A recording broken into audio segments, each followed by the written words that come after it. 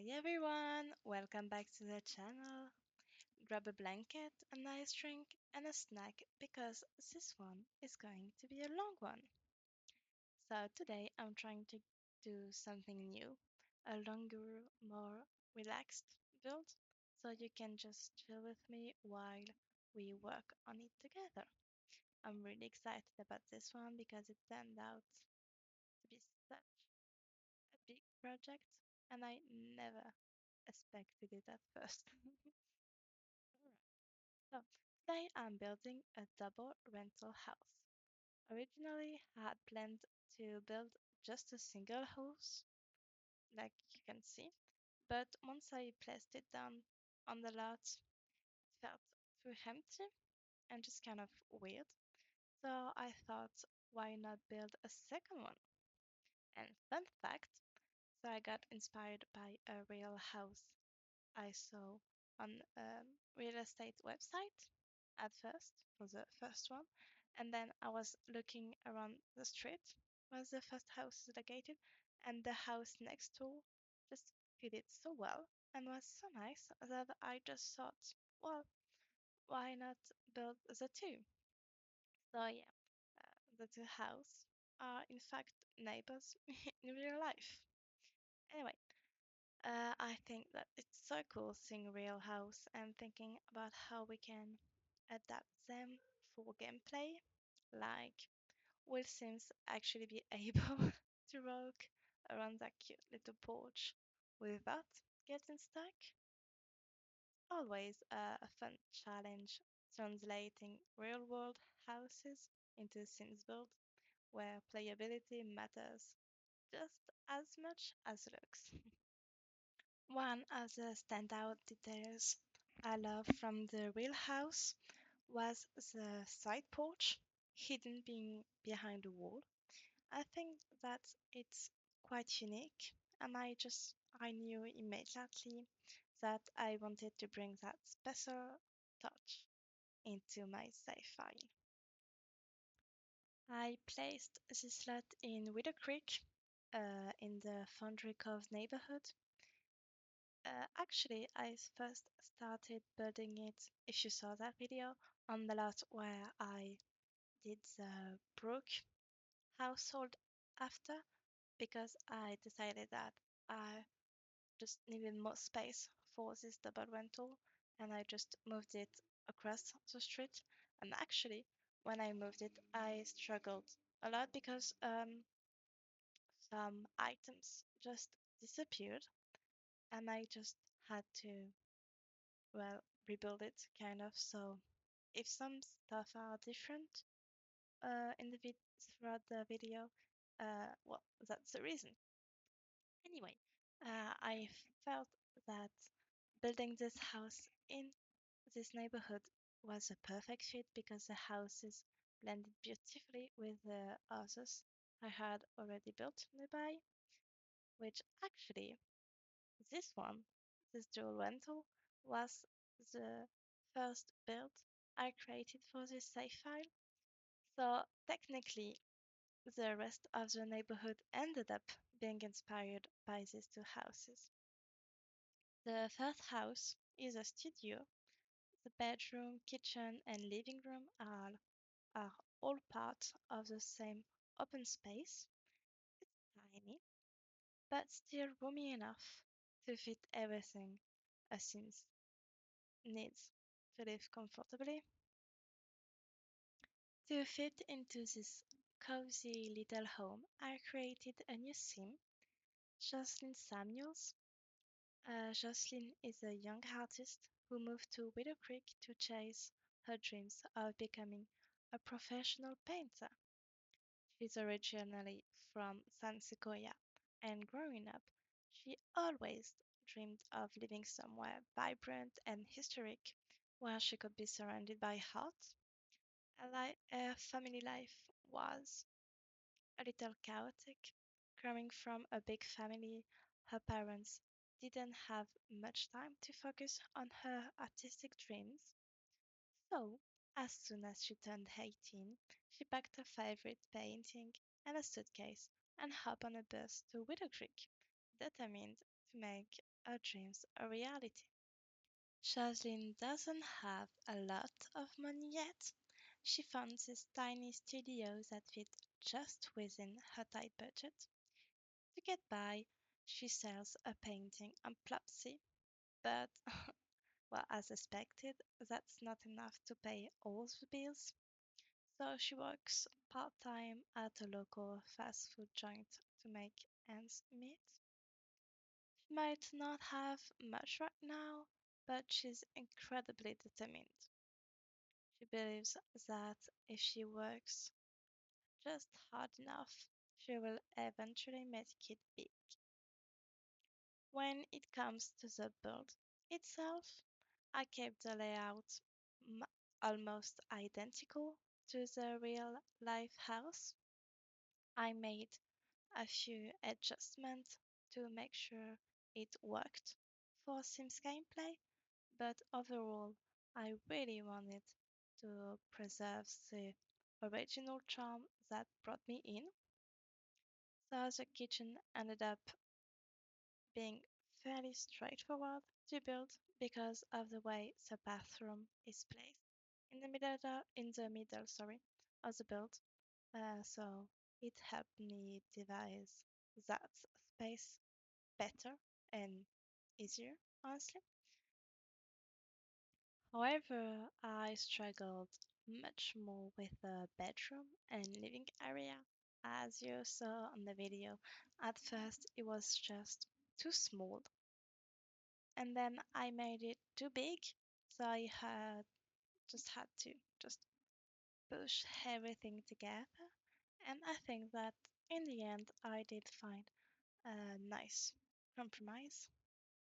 So the furniture style is mostly modern, with clean lines and a soft color palette, sorry, of browns, creams, and pinks. For some reason, she likes pinks. I mean, I dressed her with some pink clothes, so that makes sense.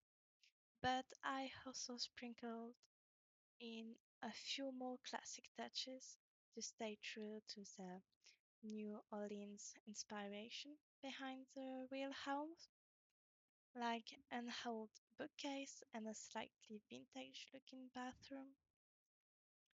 One of my absolute favorite features of this build is the garden shed out back. You will see that later, but it's actually one of the main reasons Shasin chose to rent this place. Now for the kitchen, as you can see, I just stayed with neutral colors, so brown and white and some cream, because it's not her home place, it's a rental, and I just don't think that an owner with too much thought in it will just well buy things that are not the cheapest, but um, the most likely to endure the passing of time. And actually, she's quite lucky because for a studio, she has a lot of space to put away things. Her kitchen has many, many drawers. And I think she's quite lucky because from my experience, I didn't have that much into my studio. So she's lucky. But it's not the same. I never had a studio in house. So I think that it's quite bigger in a house. So no, I think I'm mostly done with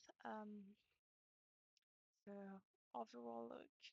Some things will change later on because, as I said, I moved the build. Uh, I didn't get those big lights.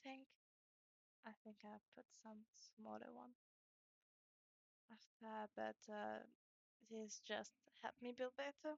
And honestly, this was the first thing that I've built after not using Sims 4 for nearly 5 years.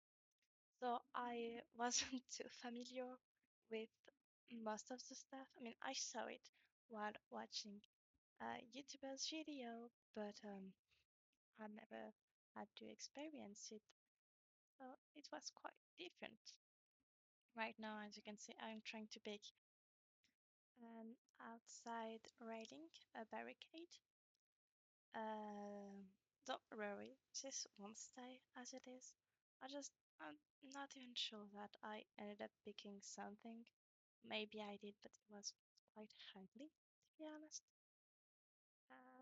So yeah, don't worry about that because a lot will change places and it's going to be bigger at the end and more nice looking. Obviously, right now, I do agree that it looks uh, kind of weird, really. I'm putting some doors because I forgot to put some. Um, I'm still struggling to find stuff to put on the outside, and I'm so happy that I didn't end up choosing this because I don't think that it fits the house at all. Now, as you can see, I didn't struggle too much with the color of the wall. I just stayed with um, a neutral and basic color. I didn't want to put white because it's it feels too sterile. I don't even like white in a real house. I just prefer like if it's not white but like not brown either, like kind of a soft cream, which actually fits with everything much more than white does. 'Cause I think that white is is a color that gives hospital looking. So yeah, I'm not trying to make my house look like a hospital. But yeah, cream it is. Right now I'm trying to add some things on the porch. I had it the easel here and I it didn't end up staying here actually. I put it in the garden later on, but that's a surprise that you'll see later. Um, I think I'm nearly done with this side as a rental, and I'll move on to the main house next. So yeah, I will catch you guys at that point.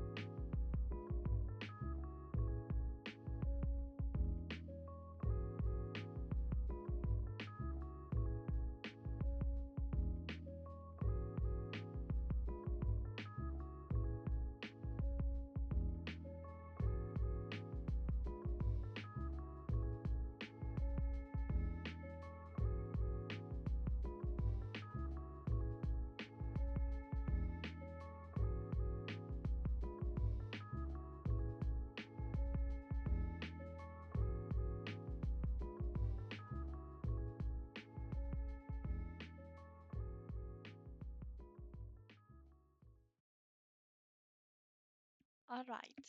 So now, as you can see, it's at this point that I decided to move the house across the street, and right now I'm just replacing the stuff that went missing when I moved um, the lot from one lot to another.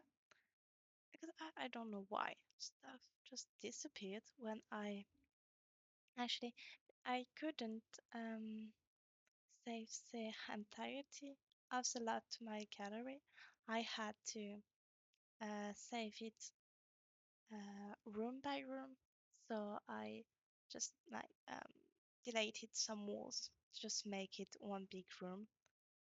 But some stuff just decided to disappear by themselves, such as kitchen sink, some clutters, item they put here and there, um, and stuff like that. So right now I'm just trying to um, replace those stuff and remember what I put and just putting some things aside that I was seeing on the catalog at the same time.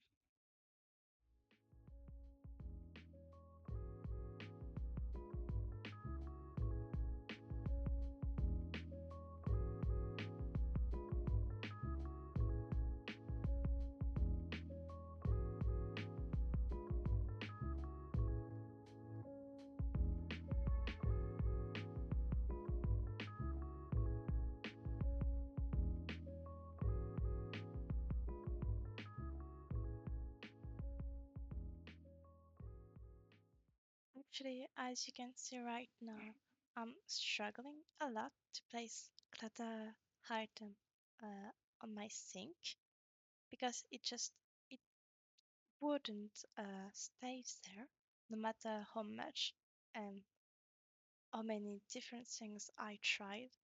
It will always end up disappearing. Either the thing would go away or the clutter items themselves. So if you guys might know why this happened to me, please tell me. Leave leave it in the comments because I have no idea and just it made me so mad. I gave up. So the bathroom here doesn't have any soap or um his brush because I couldn't bear it anymore.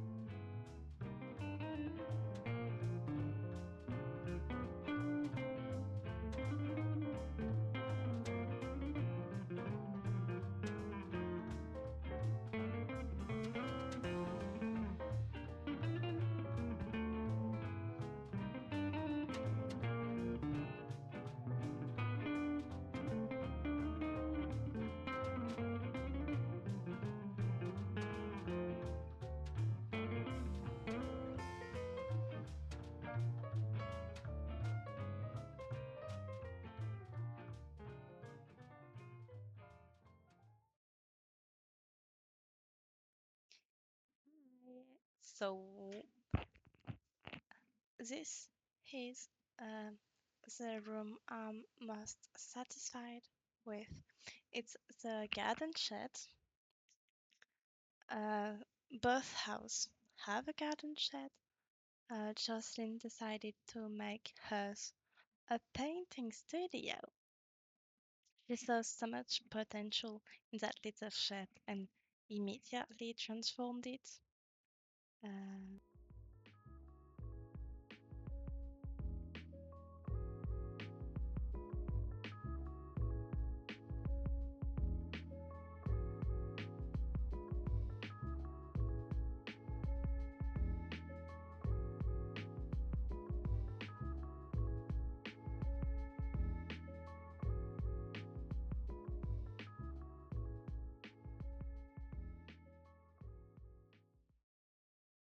Inside, I put an easel, shelves packed with paints and sketches, and the floor is covered in colorful paint splatters.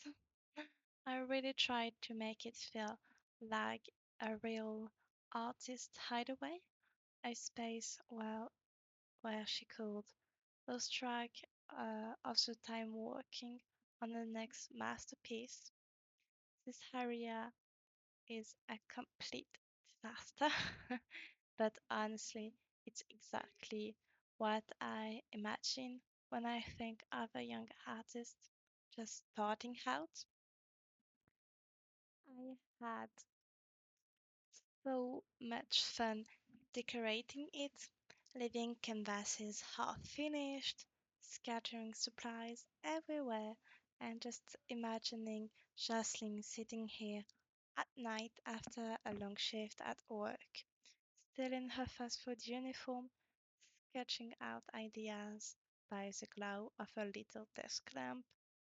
And don't worry, if she ever moves out, um, a little bit of elbow grease will clean up those paint splatters. Actually, what I like about those garden shed too is that they have a little bathroom. So I made Jocelyn just rudimental. I mean, it just has a sink, a toilet, and a shower. That's it. No counter, no mirror. Oh, see, yes, maybe actually I did put a mirror, I think. But yeah, it's very, very rustic, rudimental, just basic necessities. This rocking shed hasn't been um, renovated at all. I also didn't limit myself when it came to packs. I used everything in my game that I thought would fit this lot. So I used a mix from all over to really bring that slightly boho, slightly modern vibe to life. But yeah, I mean, this garden shed is what I'm most proud of out of, and maybe the living space from the other house. But as I used to be a painter, and as I'm a horde painter, not professionally, I just did it like on my free time when I was maybe 8 to 13 years old. Um, it does feel like the place where I went to when I used to do painting. So yes, really nice. I did a bit of gardening here, but I don't think that she's really the type of girl to care about this type of thing. I mean, she's either at work or watching a movie or painting. That's it. She doesn't spend a lot of time in her garden, but the rest of the space is nicely kept.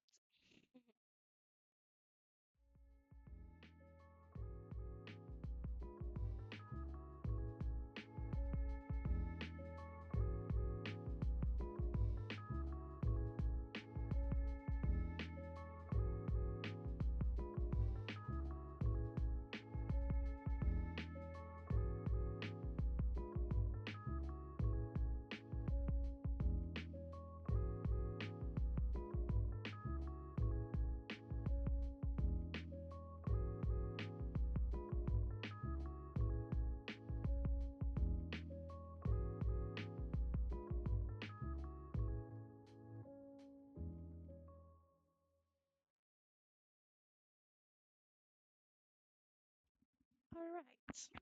Now let's talk about the house next door to Jocelyn's little studio. This time, it's a bigger home.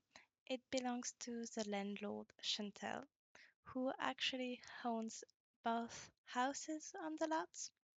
This house is definitely bigger and more traditional than Jocelyn's studio.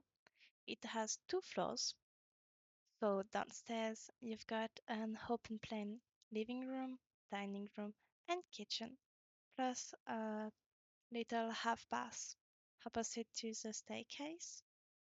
It's actually built with a floor plan similar to the studio, except that it's obviously bigger.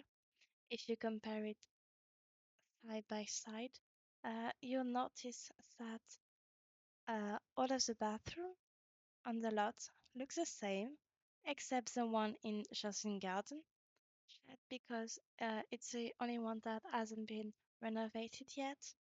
But I just thought that it was kind of realistic to have them all look the same, even if it's not technically the same house. I just think that this owner just didn't want to struggle too much with the renovation, and she just told the guy who did her bathroom to just do it too for the studio so that she was, you know, free of that, I guess. Upstairs is Chantal bedroom and bathroom, a personal little sanctuary away from the chaos of family life. I kept the style super neat and clean for this house because Chantal is a very particular sim. She is a neat freak, like no shoes on the carpet, no clutter, sorry, on the counters, not even a mug left out accidentally. Everything has its place. And if it doesn't, well, it's about to find itself donated or thrown out. You might even catch her rearranging furniture just to keep things symmetrical. It's a little extreme, but it works for her. Chantal used to live a very quiet, independent life for a long time. She doesn't have any kids. She's never been married, has no one but herself in her day to day life. She worked really hard as a food critic, saving up and investing wisely until she was able to buy this house and the little studio next door as a rental property. But then life threw her a curveball. Her sister sadly passed away, and Chantal took in a teenage nephew, Russell. Even though it wasn't what she originally planned, she didn't hesitate. She knew she had to step up for family, even if it meant giving up her perfect quiet life. Since the main house was already kind of perfectly set up for Chantal's peaceful life, and quite honestly, not that big either, they had to get a little creative for Russell's bedroom. So the old garden shed, which used to be just a laundry room and a storage space for gardening tools, got a makeover and is now Russell's room. It definitely has a teen boy feel to it. It's a little messy, kind of chaotic, plates left out, clothes on the floor. You get the vibe. It's nothing that like Chantal well kept home, and it absolutely drives her insane. You can just imagine her walking to the shed and sighing deeply as she steps over clothes and half-eaten pizza. And honestly, between us, Russell's room probably smells like microwave hot dogs and forgotten gym socks. You'll see that in the footage that the shed isn't super fancy. It's still pretty rustic. Um, I originally planned to have a small kitchen here, but when I play tested it, Sims just kept coming out here to cook instead of using the main kitchen, and it drove me mad. So in the end, I turned the little corner into back into a laundry spot, making it functional, but still adding a bit of clutter to match the rest of the space. I wanted to feel realistic, like a space they had to put up together pretty quickly without a giant renovation budget. Um, but Russell made it his own, even if it's not exactly Chantel's dreams for the property. For Chantal House itself, I went for a very clean minimalist design, so soft neutral colors, white, creams, and a lot of green, which the neutral color I kept in both the studio and the main house, but this one has very little clutter, except for maybe one or two decorative touches to show she likes nice things. She doesn't like mess. Her house is a sanctuary, so it's always in order. The kitchen is bright, it's organized with lots of counter space, and while it has a funny shape, because I had to walk around the staircase and some windows, in the end, it's still functional and sleek. The dining area has a proper table because Chantal would never eat on the couch or house diners.